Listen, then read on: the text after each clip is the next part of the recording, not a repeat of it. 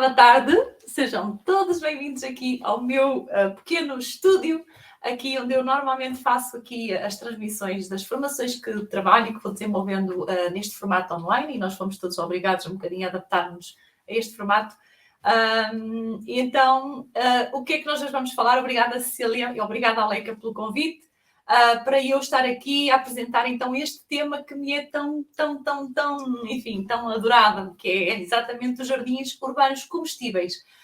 Eu sou muito conhecida às vezes pela mulher que gosta muito de plantar hortas. De facto trabalho e tenho vindo a trabalhar a instalação de hortas e o desenvolvimento de hortas urbanas na cidade, em vários tipos de locais, em vários tipos de espaços, independentemente do local, independentemente, como eu digo sempre, do ambiente. Nós podemos adaptar hortas a qualquer espaço, mas eu hoje falo mais do que propriamente em hortas, eu falo nos jardins comestíveis. E porquê? Porque é que eu falo neste tema de jardins comestíveis? Porque na cidade, em ambiente urbano, todos gostamos muito de ter em consideração a componente estética da coisa, ou seja, o design, enfim, o enquadramento adequado, não é? Daquilo que serão os cultivos, porque na verdade nós vamos inserir aqui tudo o que são plantas que nós podemos comer, por isso chamamos, e aqui a designação do jardim comestível é exatamente por causa disso, mas com um cuidado, enfim, com um cuidado de nós integrarmos de forma equilibrada na paisagem, no nosso espaço, no nosso local, quer seja um espaço com maior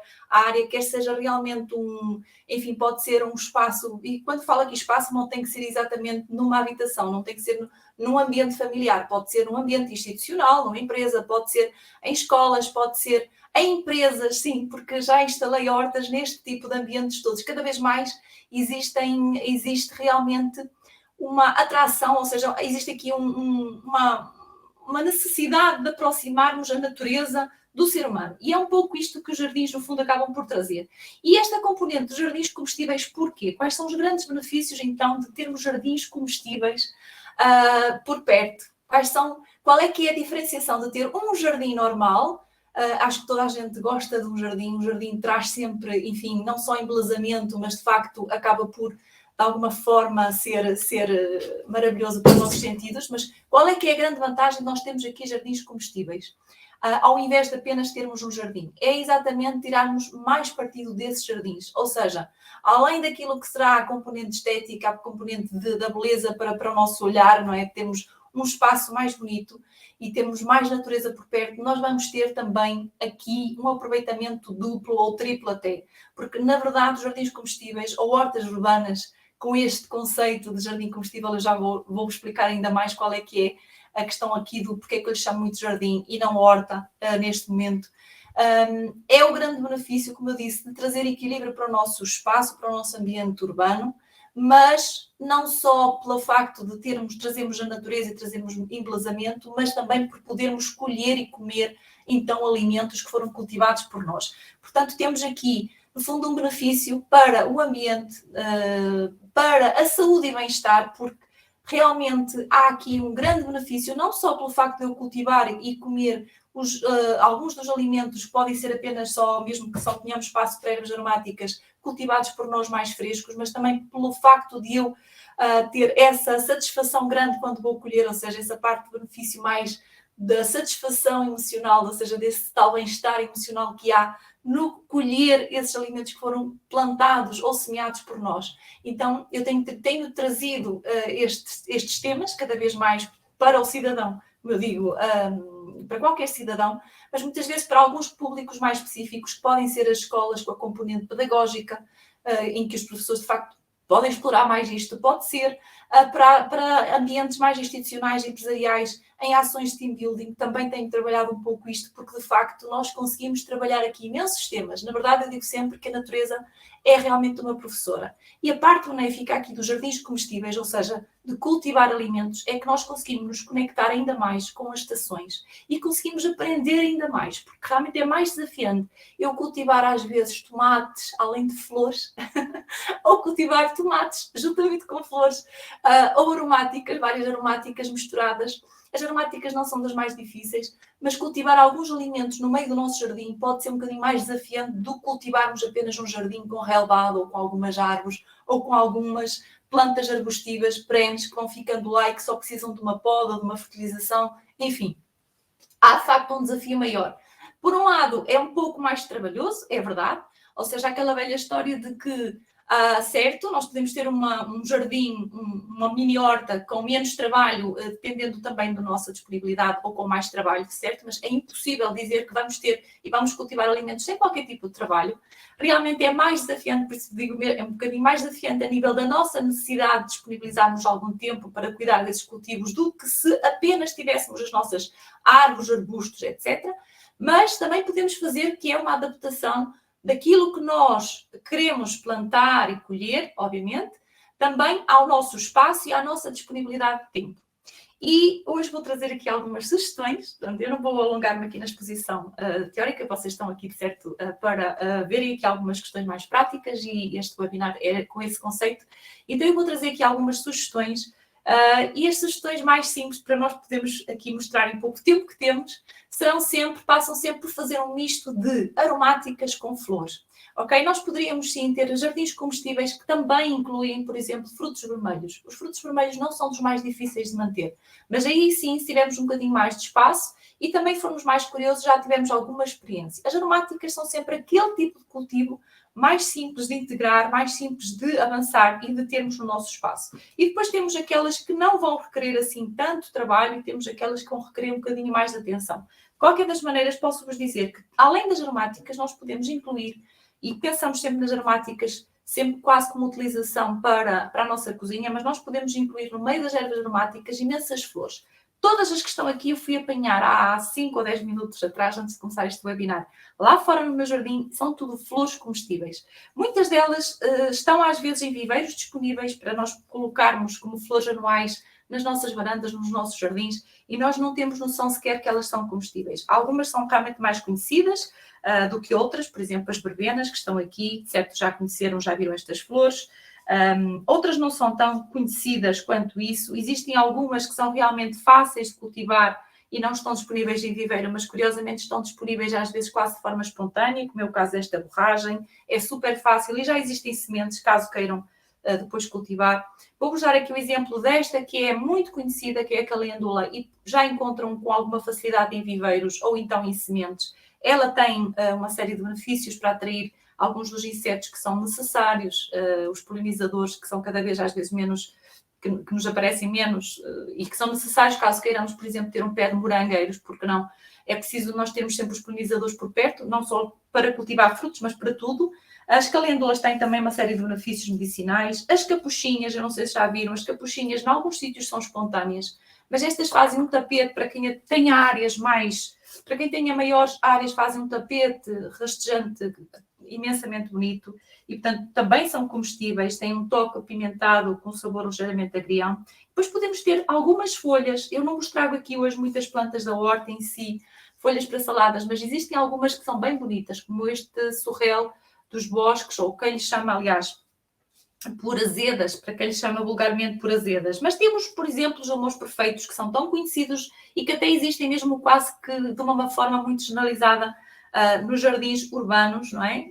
Nós temos, inclusive, nos jardins públicos, muitas vezes, é uma flor que aguenta bem temperaturas às vezes mais baixas do outono e inverno, portanto, também temos sempre, quase sempre encontramos. Entre outras, isto para vos mostrar alguns dos exemplos de flores que nós podemos cultivar com o propósito de trazer beleza, trazer cor para o nosso jardim, mas que ao mesmo tempo e simultaneamente é comestível. Depois não poderiam faltar, e ainda assim muita gente não sabe, mas as rosas são comestíveis, as pétalas de rosa são comestíveis. É verdade que se formos comprar rosas, de certeza que não faz sentido estarmos a comer as pétalas de rosa. Portanto, cultivarmos rosas no nosso jardim também poderiam ser comestíveis, poderiam ser utilizadas para alguns benefícios até medicinais, para secar, enfim, para outros preparados que agora não vamos explorar aqui. Os gerânios seriam também comestíveis, são conhecidos as sardinheiras, os gerânios. E depois temos tudo o que é ervas aromáticas, não só pela sua folha, eu tenho aqui vários exemplos, mas também, não só pelas suas folhas, mas também pelas flores. Neste momento, estas não estão com flor. O cebolinho dá flor, as sálvias dão flor, todas as plantas praticamente aromáticas, os tomilhos, até as hortelãs, o manjericão, que eu não tenho neste momento aqui, mas todas elas dão flor e todas essas flores são comestíveis. Portanto, nós podemos fazer então uma mistura. E agora vamos plantar, porque já estou a alongar-me aqui neste espaço de tempo que é relativamente curto. Então, o que é que nós podemos ou devemos fazer quando vamos plantar? E agora a questão é sempre esta. Vamos adaptar ao nosso espaço. Portanto, se vocês tiverem um espaço maior, ok? É mais fácil do que se tivermos um espaço menor. Portanto, há sempre uma maior dificuldade, ou seja, a ideia é adaptarmos sempre ao nosso espaço. Por isso, quando eu digo adaptar ao nosso espaço, eu vou plantar aqui num vaso, aqui, e vou mostrar uns exemplos de como é que nós poderíamos conjugar, que tipo de conjugações é que nós poderíamos fazer, e vou-vos mostrar eventualmente aqui, vamos ver se ainda dá tempo para vos mostrar aqui alguns exemplos de como é que nós podemos, mesmo numa varanda, termos algumas conjugações bonitas de plantas que de facto podemos utilizar na nossa cozinha, no nosso espaço, como é o caso deste pé de salsa, deste pé de tomilho, de um pé de sálvia. Portanto, estão a ver, mas podemos ter vasos separados ou podemos ter tudo junto num só, ou em várias conjugações conforme o nosso espaço. Aqui poderia trazer, imaginem, uma floreira maior e poderia conjugar. É importante realmente perceber como é que nós podemos conjugar. Então, vamos conjugar as nossas plantas de acordo com as necessidades de luz, de exposição solar, é importante termos isso em consideração, e também com as necessidades de água. De qualquer das formas, um dos cuidados que é sempre semelhante para todas elas é os cuidados com a camada de drenagem. E quando eu digo com a camada de drenagem, por vezes temos sempre aquela noção de que, e tal, realmente é importante eu ter aqui em consideração, toda a gente sabe perfeitamente que as plantas não podem ser, nem devem ser encharcadas, as raízes não devem ser encharcadas, não é? Porque tem tendência a asfixiar, mas devemos ter em consideração alguns dos fatores que devemos considerar aqui também nesta questão da drenagem, que é aproveitamento máximo da água. E aquela velha questão de deixar drenar a água e reservar essa água que sai por excesso, normalmente eu não gosto muito, dependendo das plantas, mas nem sempre gosto, principalmente porque tem tendência a atrair mosquitos. Portanto, uma boa camada de drenagem aqui, quando nós plantamos, independentemente do tamanho do vaso, independentemente do tipo do vaso, eu tenho aqui, por exemplo, estes vasos têxteis, mesmo estes têm uma camada de drenagem por dentro, nós devemos ter esse cuidado com essa camada de drenagem ser realmente feita de forma adequada. Para quê? Não apenas para que tenha, neste caso, uma altura que me permita fazer, então, a drenagem daquilo que é a própria água que vai escorrer da minha rega, não é, posterior, mas que tenha uma capacidade boa de retenção dessa água, de forma a que eu possa aproveitar, então, depois, essa mesma água para ela ir sendo absorvida pelas raízes da minha planta, pelo processo de osmose, que é um processo muito, muito simples, muito fácil de entender, que é à medida que, de alguma forma, as minhas plantas vão necessitando, então, dessa água, ela volta a ser reabsorvida. E isso até é uma técnica que nós conseguimos, muitas das vezes, utilizar e fazer alguns sistemas de rega passiva com um género de pavios que nós conseguiríamos até mostrar aqui, se fôssemos fazer um sistema desses, é relativamente simples. Portanto, nós conseguimos perceber que algumas plantas conseguem adaptar-se muito, muito facilmente, às vezes, e não temos que ter até o cuidado da rega com tanta frequência. Isto para vos dizer que realmente essa camada de drenagem vai fazer então a diferença. Então, o que é que eu fiz aqui? Estou a aproveitar um vaso, este é um vaso de terracota, como digo, independentemente do material do vaso, vocês podem, independentemente aqui, o mais importante não é o material do vaso.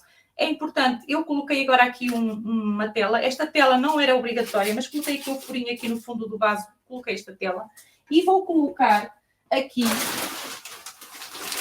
esta leca, que é a Leca Urban, que é um material novo da Leca, e que tem ela está exatamente pensada para facilitar as camadas drenantes. Ela tem aqui eu já tinha colocado aqui fora alguma, mas eu vou deitar do saco porque acho que vou precisar de mais. Eu vou fazer uma boa camada, vou fazer cerca de uns 5 a 10 centímetros cá em baixo, talvez entre 5 a 10 centímetros. Estão a ver, ela tem assim tem uma textura, portanto, ela é bastante, não é 100% aqui igual, uniforme, mas tem uma granometria bastante uniforme, de alguma maneira.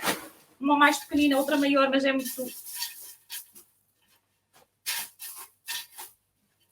Pronto, cerca de 5 a 10 centímetros. Agora, o que é que eu devo fazer para que não haja aqui o entupimento, ou para evitar que o meu substrato vá tanto lá para baixo, neste caso, para que não se misture com a própria leca.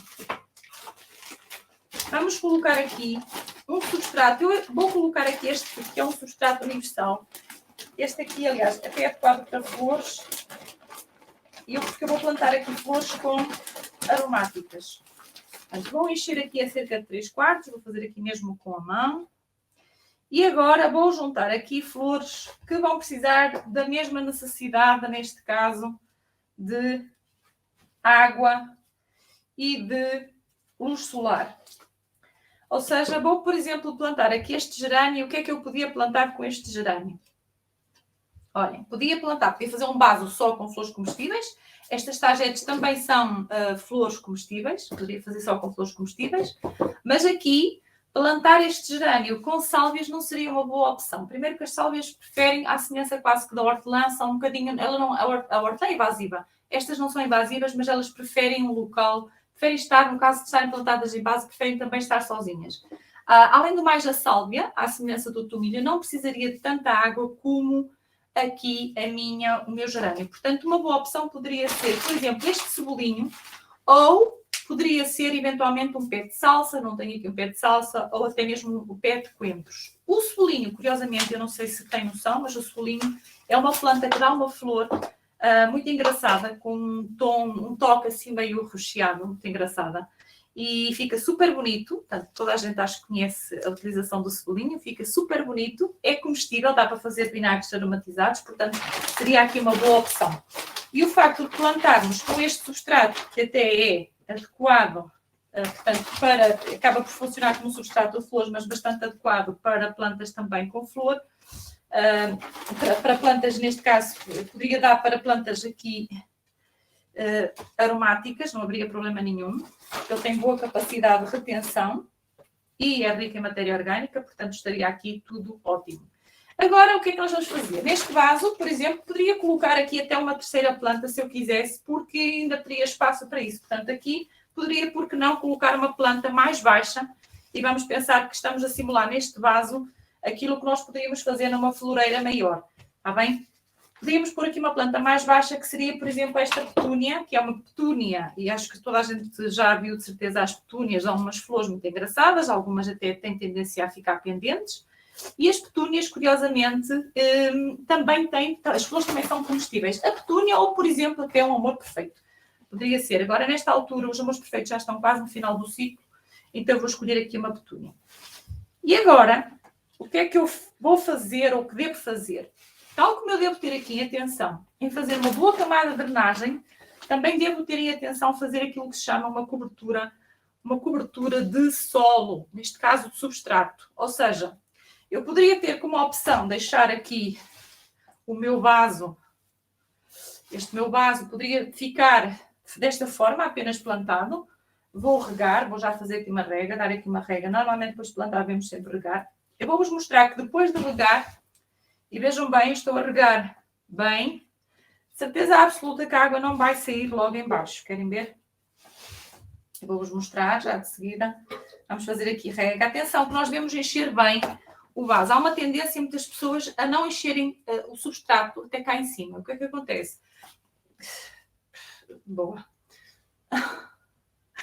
Caiu-me aqui o auricular. Acho que está tudo bem. O que é que acontece? Se o substrato não ficar até cá em cima, com a rega ele tem tendência a compactar. Portanto, o que é que nós fazemos? Nós devemos encher bem, portanto, enchermos bem, porque ele tem tendência de facto a compactar. E então devemos encher bem à medida que o tempo vai passando. Um dos produtos que me evita que haja esta compactação tão grande do substrato, este aqui não tem textura, se não me engano, acho que não tem, deixem-me só ver se tem. Porque alguns substratos já têm Eleca-Hidro, que é outro produto que a Eleca tem. Aliás, eu acho que até tenho aqui. De alguma maneira são estas bolinhas bem partidas. Eu poderia, em caso de floreiras muito grandes, vasos enormes, vasos grandes, e às vezes até bastante altos, para evitar que haja uma compactação com o tempo, ou seja, à medida que eu vou regando, há sempre uma tendência a haver essa tal compactação. Então eu poderia fazer aqui alguma mistura de... Este seria o material indicado para eu poder misturar. Neste caso, estes substratos já costumam estar também, alguns deles até incluem, não sei se este é o caso, mas pronto, eu poderia ver, mas se não incluísse, e também não seria necessário num vaso como este, poderia ser necessário em vasos, como disse, de maior volume, floreiras enormes, floreiras mais altas, poderia ser necessário, poderia ser vantajoso, aliás, fazermos isso. E agora, no final de enchermos bem aqui o meu vaso, uma coisa que é vantajosa é sempre fazer a tal cobertura de solo. O que é esta história da cobertura de solo? Eu vou meter já aqui, que é para me facilitar.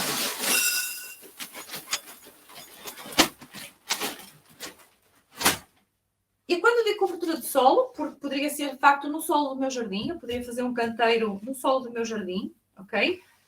Em que plantei estas plantinhas que precisam todas, têm umas necessidades semelhantes, mas poderia plantar outras, fazer algum canteiro com outras necessidades, independentemente das necessidades, a cobertura do solo, muitas vezes chamado como vulgarmente como mulching, que é uma cobertura, é muito interessante e tem muitos benefícios. Mas mesmo em qualquer tipo de vaso, como eu digo, seja no solo ou até seja mesmo no vaso, é necessário porque vai-me proteger. Primeiro, vai aqui há aqui um favorecimento de proteção, portanto, que vai evitar de alguma forma perdas da água por evaporação, principalmente em tempos mais quentes ou mais frios. Portanto, estamos a falar de tempos de inverno ou tempos de inverno. Se estejamos na estação de inverno, estejamos na estação de primavera-verão, portanto, sejam temperaturas mais frias ou mais quentes, é sempre uma boa prática fazer esta cobertura de solo, ou esta cobertura, neste caso, esta proteção do meu substrato. Fica mais bonito, fica mais limpo. Imaginem que vão plantar morangos, por exemplo. Ficaria sempre mais bonito. Ou independentemente de qualquer planta, acaba por ser benéfico porque todas as plantas, muitas vezes os problemas de pragas e doenças vêm porque realmente houve um mau planeamento na plantação, ou seja, às vezes não houve uma conjugação, uma escolha do local ideal, mas também porque, principalmente a parte das doenças, é porque muitas vezes são realmente alguns fatores na própria plantação em si. E muitas vezes as bactérias, até vírus também e fungos, que são normalmente causadores de doenças das plantas, podem estar no próprio substrato. Isso pode acontecer. Então, quando cai água da chuva, por exemplo, o que é que acontece? Há uma tendência natural a que haja um respingamento. Portanto, e as nossas plantas ficam em contacto mais próximas desse substrato ou da terra, têm mais tendência a ficarem, digamos que com mais facilidade, podem apodrecer e podem ganhar então essas doenças. Portanto, há um benefício pelo facto de evitar a evaporação, fazer aqui uma cobertura, há um benefício para as minhas plantas estarem mais limpas, há o benefício de ficar mais bonito, é verdade, fica sempre mais bonito, não é? Acaba por ficar com um acabamento de alguma forma mais engraçado e, portanto, tem aqui muitos benefícios. Poderia falar aqui ainda bastantes mais, principalmente para os cultivos da horta propriamente dita. No caso do jardim, com toda a certeza, ou no caso de algumas aromáticas perenes, que são aquelas que duram por vários ciclos, nomeadamente o cebolinho. O cebolinho no inverno tem tendência a ficar cá abaixo, mas, por exemplo, o cebolinho, à semelhança ou um alecrim, por exemplo, imaginem, está aqui este alecrim. Este alecrim está, neste caso, este ainda não foi transplantado, portanto, ele veio do viveiro assim. Reparem, quando ele for transplantado, ele terá que ser transplantado para um vaso bem maior, certo? Normalmente a regra é sempre, pelo menos, 2 a 3 vezes, o vaso ser sempre 2 a 3 vezes maior daquele que é o original. O que acontece é que eu ter o meu pezinho de alecrim, o meu vaso, desta forma, exposto desta forma, ou estar protegido com uma camada, vocês conseguem perceber que a planta fica muito, muito, muito mais agradada quando tem então uma camada de proteção. No caso destas plantas perenes, são plantas que têm ciclo, que vai de alguma maneira, vamos mantê-la viva por vários ciclos, por vários anos consecutivos. É extremamente benéfico, então, eu fazer esta camada. Poderia ser este alecrim, poderia ser uma alfazema, uma sálvia. Aqui temos um tipo de sálvia. Portanto, uma alfazema, que cá está uma das alfazemas que está bonita ali fora no meu jardim, que está lindíssima. Esta aqui não se consegue ver. Vou precisar de mudar de vaso, portanto, quando fizer essa mudança, irei fazer para um vaso maior, para uma floreira maior. Poderiam ser, portanto, várias plantas. Deixem-me só ver aqui o tempo. Cecília, eu não sei se estou dentro do tempo. Acho que sim. Não acho, Susana, sim. Ok, pronto. Ok. Então, para vos mostrar o quê? Para vos mostrar que outras conjugações que nós poderíamos aqui ter. Reparem. Nós podemos ter, isto aqui é uma hortelã, há vários tipos de hortelã, que é curioso. Eu tenho aqui, isto aqui não está plantado, está aqui neste cestinho. Nós temos aqui, por exemplo, estas hortelãs. As hortelãs podem estar, sim, numa cozinha dentro de casa, mas qualquer aromática, só para que fique aqui já também registado, porque eu sei que há muita gente às vezes que tenta ter as aromáticas na cozinha e podemos tê-las, mas elas nunca nos vão durar tanto tempo como cá fora. E mesmo aquelas que toleram menos luz, que é o caso das hortelãs que toleram menos necessidade de exposição solar. Esta está cá fora, está no meu jardim. Vão ver, esta aqui por acaso tem a cobertura com um bocadinho de palha, portanto, mas mesmo assim, e mesmo estando plantada em vaso, porque a minha ideia era plantar outro saco vaso agora para vos mostrar outra conjugação, mas se calhar vou-vos mostrar aqui os exemplos que tenho, porque se calhar fica um bocadinho apertado. Mesmo plantando em saco vaso, o que é que acontece? Eu tenho sempre, se eu mexer aqui, acho que se consegue ouvir. Se eu mexer aqui, vocês conseguem ouvir, eu tenho aqui uma camada de boa drenagem. Então, se me perguntassem, mas afinal de contas, este saco permite, é permeável, portanto, permite a saída de ar, neste caso de água e até de ar, então qual é a vantagem de eu fazer esta camada de drenagem neste caso? E estou a falar deste saco, que é um saco de cerca de 20 litros, mas poderia ser um saco de 100 litros, 150 litros, maior até. Eu tenho vários deste género que são sacos de cultivo. A vantagem é exatamente aquela que vos falei há pouco. Portanto, realmente apostar aqui numa camada de drenagem para quê? Para que a minha planta não tenha problema de que quando eu não regar, ou seja, quando não se houver alguma falha em termos de rega, normalmente eu tenho tido cuidado, como tenho vários vasos e um espaço grande, tenho sempre o cuidado de ter a rega automatizada e faço essa gestão da rega, vou ajustando o caudal, vou ajustando, no fundo, a rega de acordo com a época do ano, mas se existir, por vezes acontece, se existir algum desajuste da minha própria rega, então, de alguma forma, o meu vaso está preparado para ele se ir autorregulando ali por uns dias. Não sei se me faço entender. Portanto, este processo de osmose que vai permitir que a água que aqui fica absorvida nesta camada aqui embaixo vá sendo captada, vá sendo reabsorvida pelas raízes. E não é propriamente o mesmo efeito daquilo que nós teríamos se tivéssemos o prato. Toda a gente se deve lembrar, eu pelo menos lembro-me na casa da minha avó, na casa da minha mãe, deles terem ainda hoje se vendem os vasinhos com o prato. Eu não gosto daquela água parada. Primeiro que deita cheiros, depois pode atrair mosquitos, bicharada. Não é propriamente tão interessante como termos este cuidado. Poderia ser o caso, quando eu mostrei aquela hortelã, estão a ver aqui a outra hortelã. Isto é uma hortelã que vai ser, já agora, estas hortelãs vieram do viveiro e ainda vão ser transplantadas. Esta foi transplantada em pleno inverno. Sim, nós podemos plantar e transplantar as nossas aromáticas durante o ano inteiro.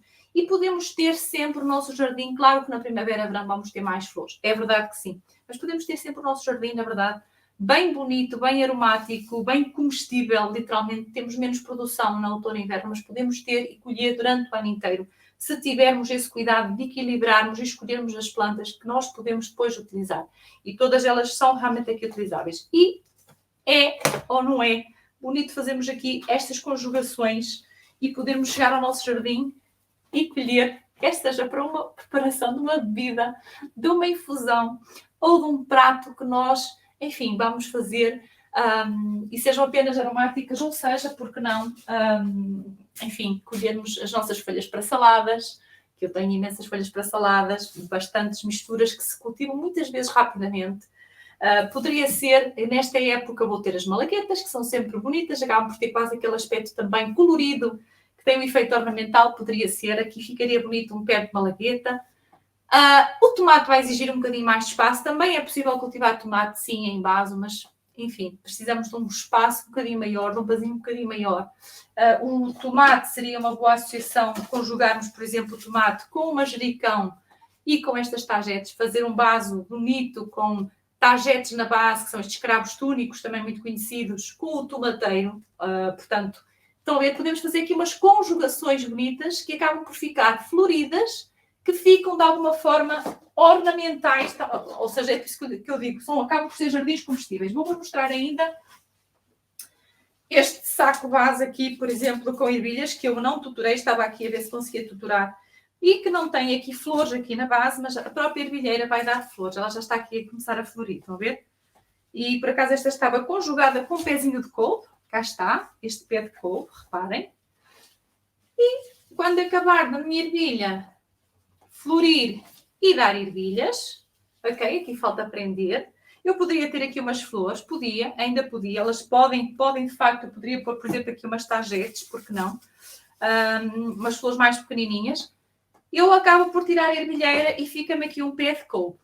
Portanto, há algumas couves que são inclusive mais bonitas, algumas folhas asiáticas para saladas também que são muito bonitas, que são extremamente, de alguma forma, são apelativas também para os nossos olhos e podemos comer. Depois temos as alfazemas, como eu adoro alfazemas, tomilhos, os tomilhos dão flor, enfim. Imensas plantas que nós podemos escolher para termos o nosso jardim comestível.